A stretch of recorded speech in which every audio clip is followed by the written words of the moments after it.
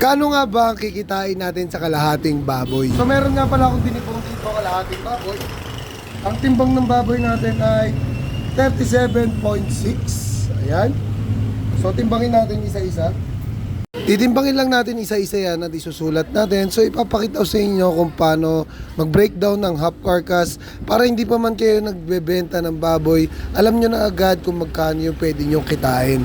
At sana sa mga wala pang idea, sa mga nagsisimula pa lang o sa mga magsisimula pa lang, makatulong sa inyo tong video na to para hindi kayo malugi pag magtitinda kayo ng baboy.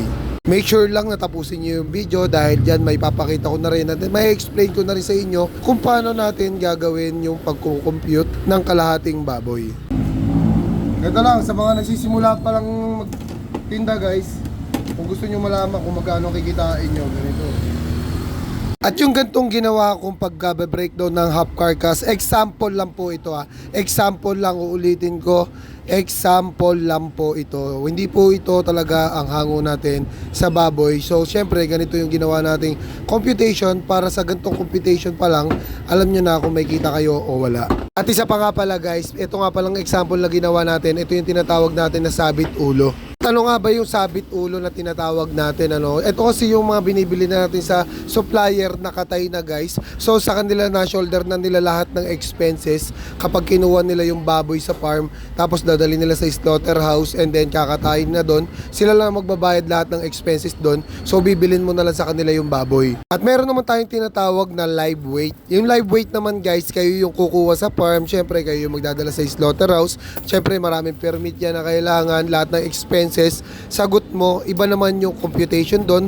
Mas mura ang live weight pero syempre pagdating sa expenses halos same lang. Ang magiging pinakang advantage mo lang talaga guys kapag sabit ulo, talagang yung oras mo, kukuha ka na lang ng paninda mo. Compare natin sa may live weight na ikaw pa yung kukuha sa farm, syempre dadalhin mo pa sa slaughter, kukuha ka pa ng maraming permit, talagang malaking abala. Pero napakaganda naman nakita kapag live weight. At meron pa nga ako mga nakikitang naka live weight sila pero pinipresyo nila ng parehas ng presyo ng sabit ulo. Pero syempre hindi naman alam ng iba yon. Napakalaki ng kita nila, halos triple. At marami nga ako nakikita na nagko-compare sila ng mas mura doon, mas mura dito, mas mura dyan. Pero depende rin kasi yan sa puhunan. Pag live weight kasi mas mura talaga ang puhunan. Pero sa panahon ngayon, tapos ang baboy mo pa isa-isa lang magla-live weight ka, tapos napakalayo ng kukunan mo, sa mahal ng gasolina, talo ka pa rin. Pagkatapos nga natin timbangin yung tampalin na yan guys, ang isusunod na natin titimbangin dyan, yung pork tenderloin natin. At ayan na nga yung huli natin titimbangin. At may papakita ko na sa inyo kung paano yung computation na ginawa natin dito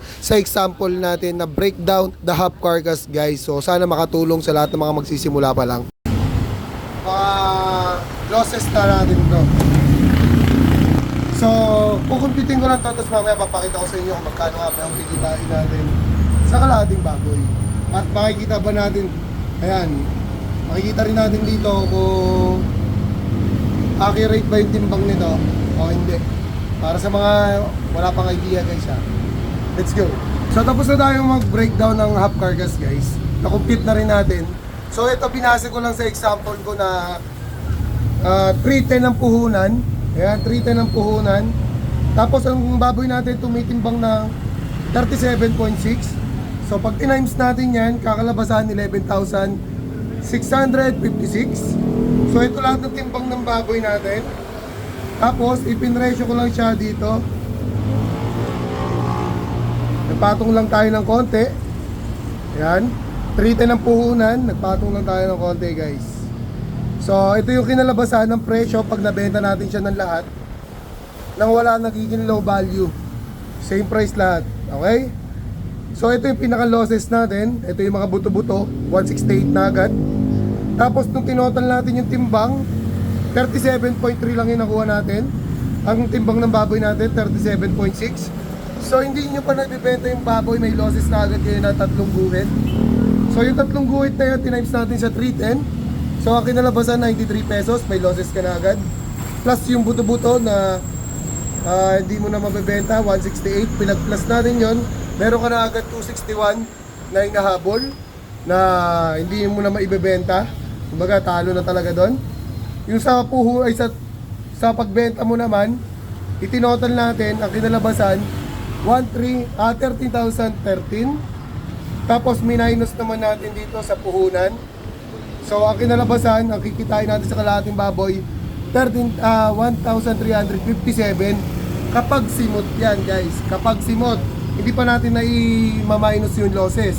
So kung i-minus natin yung losses nito, kumbaga tansyahin na lang natin mga 1,1 ang kikitain mo sa kalahating baboy kung simot na simot guys. Para sa mga bago pa lang magtitinda, sana nakatulong sa inyo tong guide na to. Wala, kung solo mo yung kalahating baboy, wala kang pinapasahod, wala kang expenses, pwede na. Kung simot, kadalasan na natitira sa baboy, pata, maskara, di ba? Yung tampalin, di mo naman mabibenta rin din yan. Kaya, so, syempre, pag nagtitinda kayo, automatic dapat kasama na sa computation yun na losses na rin para hindi masakit. So, sana nakatulong sa inyo itong ginawa kong breakdown ng half carcass guys. Let's go and peace out.